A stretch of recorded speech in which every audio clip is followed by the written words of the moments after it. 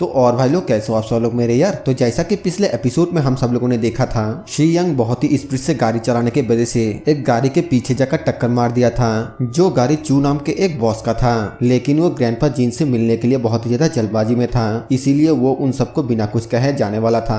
लेकिन she young और Jiang Shao ने मिलकर उन सभी का रास्ता रोक दिया था, जिस वजह से बॉचू बहुत ही ज्यादा गुस्सा हो गया था। तो अब हमें इस एपिसोड की शुरुआत में दिखाया जाता है, बॉचू नाइफ को बोलता है, नाइफ मुझे कार से बाहर निकालो। नाइफ तुरंत ही जाकर बॉचू को कार से बाहर निकलता है और बॉचू को देखते ही जैंगशियन बहुत ही ज्यादा घबरा जाता है। वो बोलता है, अरे बाप रे, ये तो मैडमैन चू है, वैंग शियांग चू। बॉचू ये सुनकर बोलता है, तो सन ऑफ बी ने मेरे नाम को सुन रखा है, आखिरकार कौन है वो जिससे तुम्हें मेरे बारे में पता चला। झांगशियन बोलता है, मेरे पापा का नाम झांगुई है। बॉचू बोलता है, अच्छा तो तुम झांगुई के बेटे हो, तो फिर तुम यहाँ से जा सकते हो, सिर्फ तुम्हारे पापा के वजह से आज मैं तुम्हें जाने दे रहा हूँ। झांगशियन बोलता है, आपका बहुत बहुत शुक्रिया हम पर दया दिखाने के लिए। फिर वो शियांग को बोलता है, तुम भी मास्टर चू को शुक्रिया बोलो हमें जाने देने के लिए। तभी बॉचू बोलता है, मैंने कहा कि सिर्फ तुम यहाँ से जा सकते हो, वो यहाँ से नहीं जा सकता।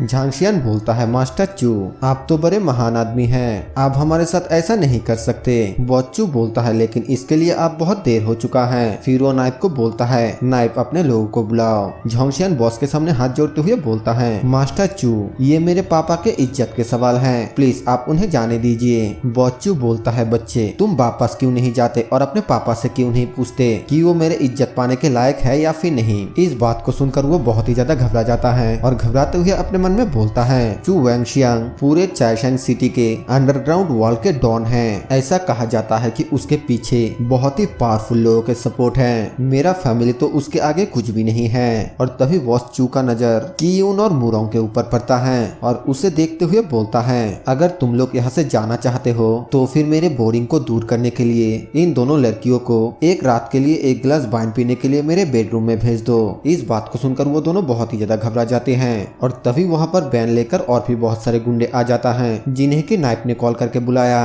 और उन सबको देखते ही शी यांग अपने घुटने पे आकर गिड़गिड़ाते हुए बोलता है, मास्टर चू मुझसे बहुत बड़ी गलती हो गई, प्लीज मुझे जाने दीजिए, मैं आपके नुकसान के भरपाई करने के लिए तैयार हूँ। बॉचू बोलता है, क्या तुम नुकसान की भरपाई करोगे? तो फिर ठीक है, मेरे 1 मिनट का कीमत 1 मिलियन है, तो फिर तुम अब हिसाब लगा सकते हो कि मेरा कितना नुकसान हुआ। अगर तुमने मेरे नुकसान का भरपाई कर दिया तो फिर तुम यहाँ से जा सकते हो। इस बात को सुनते ही शी यांग झांगशियान के हाथ पकड़ते हुए बोलता है, ब्रदर प्लीज हेल्प कीजिए। लेकिन वो आगे से कोई भी जवाब नहीं देता, क्योंकि अब उसे भी पता चल चुका है कि उसने यहाँ पर कितने बड़ी गलती कर दिया है। फिर बॉचू अपने लोगों को बोलता है, इस बच्चे और उन दोनों छोटे लड़कियों को पकड़ लो और बाकियों को छोड़ दो, ताकि उन लोगों को भी पता चले कि मुझसे पंगा लेने का अंजाम क्या होता है। वो सभी गुंडे हाबुल का तुरंत ही उनके तरफ जाने लगता है, लेकिन तुरंत ही चैनमो कीयून और मुरोंग के सामने आकर खड़ा हो जाता है। चैनमो बोलता है, ये दोनों लड़कियां मेरे फ्रेंड हैं, तुम लोग बाकियों के साथ क्या करते हो मुझे इससे कोई भी फर्क नहीं पड़ता, लेकिन अगर तुम में से किसी ने भी मेरे फ्रेंड को छूने की हिम्मत की तो फिर वो कल का सूरज नहीं देख पाएगा। पीछे से बॉचू बोलता है, आखिरकार तुम हो कौन? चैनमो बड़े ही एटीट्यूड के साथ बोलता है, मैं वो हूँ जिसे तू एफोर्ड नहीं कर सकता है। इस बात को सुनकर बॉचू जोर जोर से हंसने लगता है और कीयून चैनमो को इस तरीके से देखकर मन ही मन बोलती है, वो हमें बचाने के लिए अपनी जान को क्यों खतरे में डाल रहा है, वो अकेला यहाँ पर कर ही क्या सकता है। मुरंग मन में सोचते हुए बोलती है, चैनमो तुम हमें इस मुसीबत से कैसे बचा पाओगे? बॉस चैनमो को बोलता है, बच्चे आखिरकार तू ये क्या बोल रहा है, क्या तू सीरियस है? क्या तुझे लगता है कि मैं तुझे एफोर्ड नहीं कर सकता हूँ? आखिरकार तू है कौन? चैनमो फिर से बोलता है, मैंने तुझे कहा ना कि मैं वो हूँ जिसे तू एफोर्ड नहीं कर सकता है, क्या तू बहरा है? क्या तुझे एक बार में सुनाई नहीं देता है? इस बात को सुनकर बाकी के सभी बंदे घबराते हुए बोलता है, क्या यह बंदा जीना नहीं चाहता? अंडरग्राउंड के डॉन के साथ इस तरह के बात करने की उसकी हिम्मत कैसे हुई? मुझे तो लगता है चू वैंगशियांग उसे जान से मार डालेगा। तभी बॉस अपने सभी बंदों को बोलता है, जाकर उस बच्चे को सबक सिखाओ। जो सुनते ही वो सभी गुंडे तुरंत ही चैनमो को मारने के लिए जाने लगता है, लेकिन तभी चैनमो 2 बंदे के गाल में बम बम दे देता है। चैनमो की पावर देखने के बाद बॉचू थोड़ा घबराते हुए बोलता है, इसमें हैरानी की कोई बात नहीं कि वो इतना ज्यादा कॉन्फिडेंट है। फिर वो अपने बंदों को बोलता है, सभी एक साथ मिलकर उसके ऊपर अटैक करो। जो सुनते ही वो सभी एक साथ चैनमो के ऊपर अटैक करने के लिए जाने लगता है, लेकिन चैनमो आगे से गायब हो जाता है और लाइट की स्पीड से उन सभी की कुटाई करना स्टार्ट कर देता है और एक पल में ही वो सभी के सभी जमीन पर गिरकर लोटपोट खाने लगता है। बॉचू ये देखकर और भी ज्यादा घबराते हुए मन ही मन बोलता है, मेरे एक भी लोग तो वेजिटेरियन नहीं हैं, लेकिन फिर भी वो एक मिनट तक भी नहीं टिक पाए और उसे देखकर लग रहा है कि वो बिल्कुल भी थका नहीं है, जैसा कि उसने कुछ भी नहीं किया।